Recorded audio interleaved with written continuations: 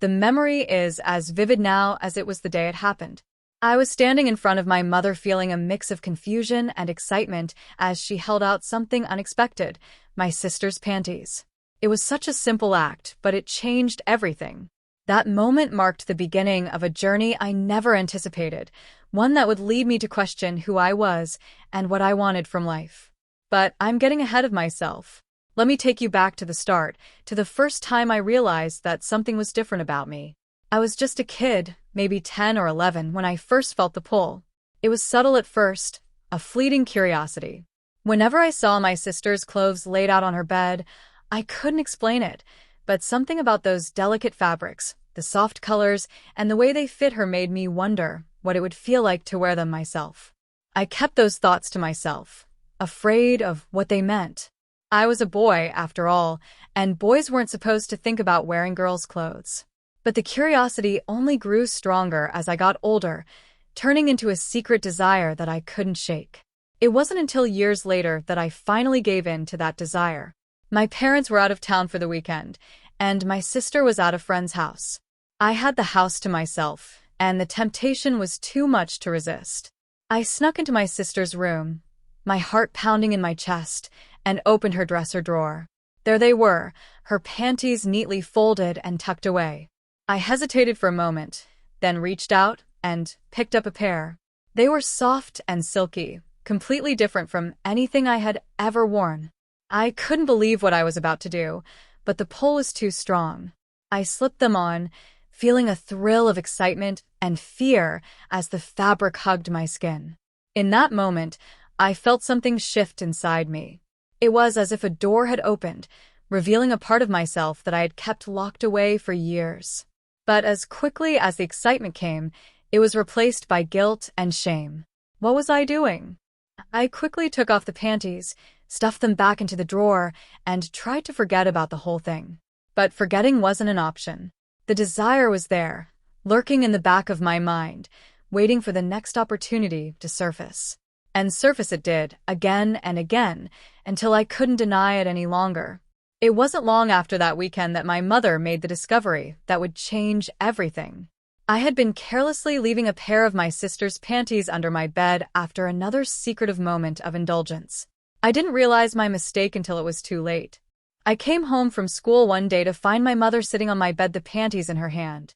My stomach dropped, and I felt a wave of panic wash over me. What was she going to say? How could I explain this? But instead of anger or disappointment, her expression was one of concern and understanding. "We need to talk," she said, her voice gentle but firm. I nodded, unable to speak, as she patted the spot on the bed next to her. I sat down, my heart racing as I waited for her to say something, anything that would make the situation less terrifying. After what felt like an eternity, she finally spoke. "I found these under your bed," she said, holding up the panties. "Do you want to tell me why they were there?" I swallowed hard, my mind racing for an explanation. But no matter how hard I tried, I couldn't come up with a lie that made any sense. So I did the only thing I could do. I told her the truth. I just wanted to see what it felt like, I admitted, my voice barely above a whisper. "I'm sorry, Mom. I know it's weird. I know I shouldn't have done it." To my surprise, she didn't scold me or tell me that I was wrong. Instead, she reached out and took my hand in hers. "It's not weird," she said softly. "It's okay to be curious about things. But I want you to know that you can talk to me about anything. You don't have to keep this a secret." Her words were a lifeline, pulling me out of the pit of shame I had fallen into. I had expected anger, disappointment, maybe even rejection.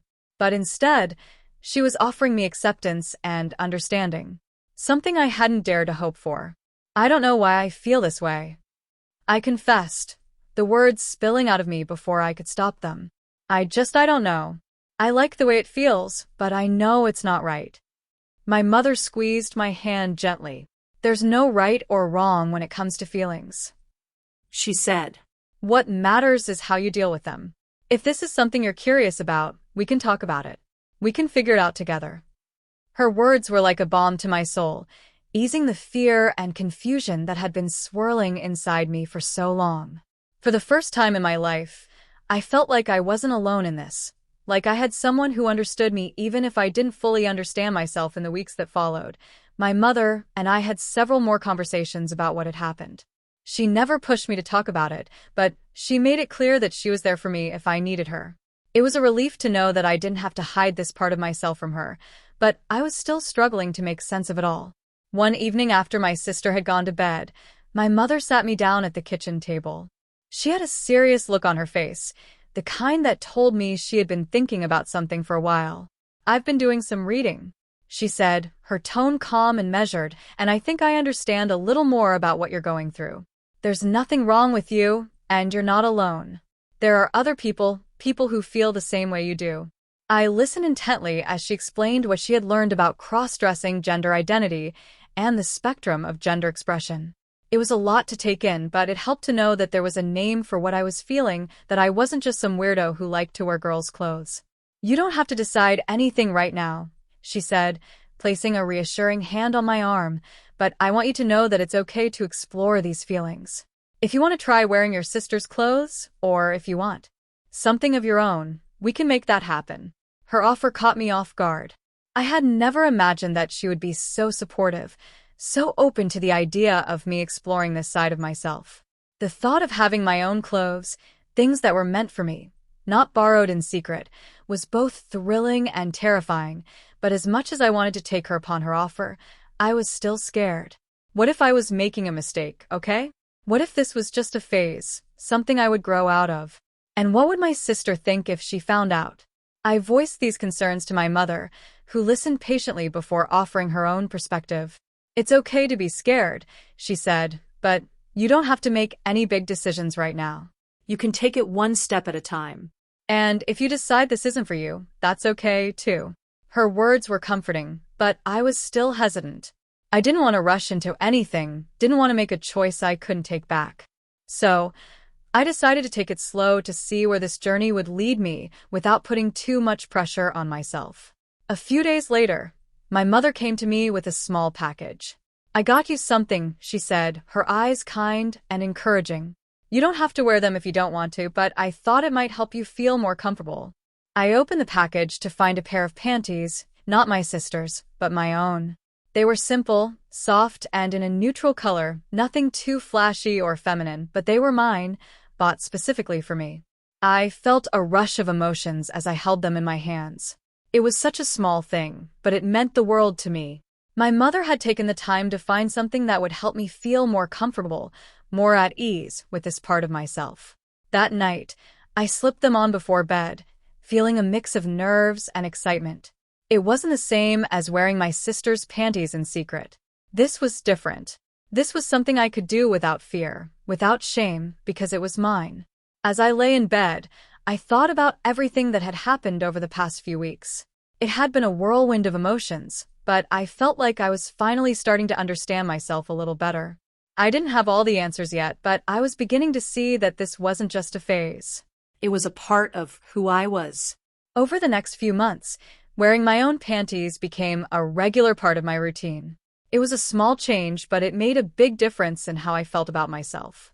I was still figuring things out, still trying to understand what all of this meant, but I felt more at peace with myself than I ever had before. My mother was a constant source of support, always there to talk when I needed her, but never pushing me to go further than I was ready for. She even helped me pick out a few more items of clothing, nothing too overly feminine, just things that made me feel comfortable in my own skin. But as much as I appreciated her support, I knew there was one person who was still in the dark, my sister. She had no idea what was going on, and I wasn't sure how she would react if she found out. The thought of telling her was terrifying, but I knew it was only a matter of time before she noticed something was different. That moment came sooner than I expected. One afternoon, while I was in my room, my sister barged in without knocking. She took one look at me, her eyes widening in shock. "What are you wearing?"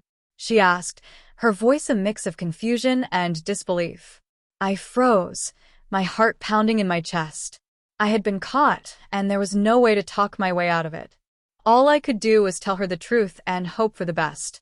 "These are mine," I said, trying to keep my voice steady. "I've been experimenting with some things, trying to figure out who I am. Mom knows about it." She stared at me for a long moment, her expression unreadable. Then, to my surprise, she burst out laughing. "I can't believe you didn't tell me," she exclaimed, a grin spreading across her face. "You should have seen the look on your face just now. You were so scared." I blinked, taken aback by her reaction. "You're not mad?" "Why would I be mad?" she asked, her tone light and teasing. "If this is what you want, then go for it. It's not like it's hurting anyone." Relief washed over me, and I couldn't help but smile. I had been so worried about how she would react, but in the end, she was just as supportive as Mom had been. Just when I thought things were settling into a new normal life, threw me another curveball. It was a few months after my sister found out, and we had fallen into a comfortable routine, but one day my mother sat me down for another serious conversation. "I've been thinking," she said, her tone careful and deliberate. "You've come a long way, and I'm so proud of how you've handled everything, but I think it might be time to take the next step." I frowned, not sure what she meant. "What do you mean?" She hesitated for a moment before answering. "There's a group in town, a support group for people who are exploring their gender identity. I think it might be helpful for you to talk to others who are going through the same thing." The idea of joining a group like that was both intriguing and terrifying. On one hand, I liked the idea of meeting others who understood what I was going through, but on the other hand, the thought of putting myself out there, of being so open about something I had kept hidden for so long was daunting. But after thinking it over for a few days, I decided to give it a try. If nothing else, it would be a chance to learn more about myself and maybe find some answers to the question that still lingered in my mind. The first meeting was nerve-wracking, but I quickly realized that I wasn't alone. There were others just like me, people who were exploring their own identities, trying to figure out where they fit in the world. It was a relief to know that I wasn't the only one struggling with these feelings. Over time, I began to open up more, sharing my story with the group and listening to theirs. It was a transformative experience, one that helped me see that there was no right or wrong way to be myself. Everyone's journey was different, and that was okay. As the months passed, I continued to explore my identity, trying out new things and figuring out what made me feel most comfortable. It wasn't always easy. There were still moments of doubt and fear, but I was slowly finding my way. Then one day, something unexpected happened. My mother came to me with a small box, her eyes shining with excitement. "I have for you," she said, handing me the box. "Open it curiously." I lifted the lid to find a beautiful dress inside. It was simple, yet elegant, with a soft fabric that flowed like water. I looked up at her, surprised and a little overwhelmed. "I thought it might be time for you to have something special," she said, her voice filled with love and pride. "Something that's just for you." Tears welled up in my eyes as I held the dress in my hands.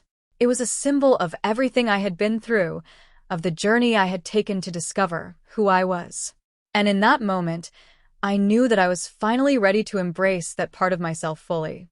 With my mother's encouragement, I put on the dress, feeling a sense of peace and happiness that I had never known before.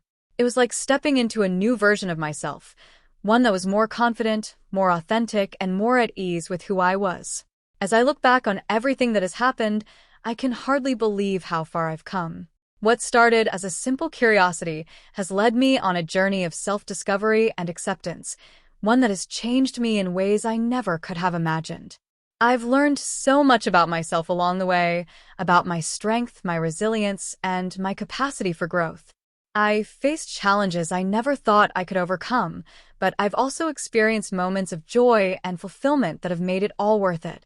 This journey hasn't been easy, and it's far from over, but I know now that I have the courage to face whatever comes next.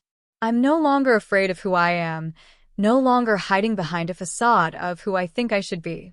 I'm living my truth, and it's the most liberating feeling in the world.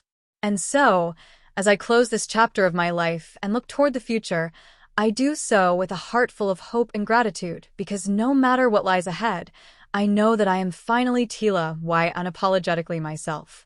The end of one journey is just the beginning of another. I don't know where this path will take me, but I'm ready to find out, and I know that with the love and support of my family, I can face whatever challenges come my way. Here's to the next chapter, a new beginning filled with possibility, hope, and the promise of a brighter tomorrow.